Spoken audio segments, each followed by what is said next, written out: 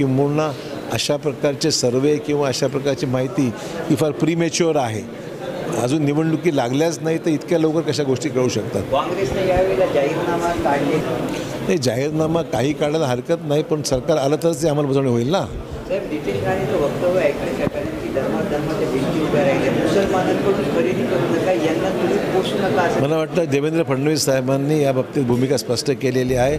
कुठल्याही लोकप्रतिनिधींनी भाजपच्या असं कुठल्याही चुकीचं वक्तव्य करू नये अशा प्रकारची सूचना फडणवीस साहेबांनी दिलेली आहे. एक स्थानिक बैठकीत भास्करराव असं म्हणालेले आहे की अशोकरावांमुळे अपेक्षा भंग झालेली आहे आणि अशोकरावांची काय परिस्थिती आहे सगळ्या जनतेला माहिती आहे. माझी परिस्थिती काय ते मलाच माहिती आहे. इतरांनी मला सल्ला किंवा काही सांगायची आवश्यकता नाही आहे.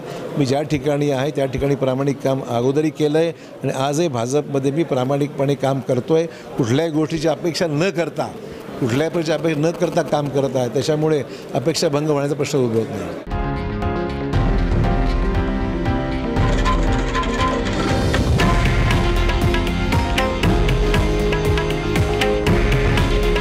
हे आहे देशातील नंबर 1 न्यूज नेटवर्क आणि आपण पाहत आहात TV9 मराठी.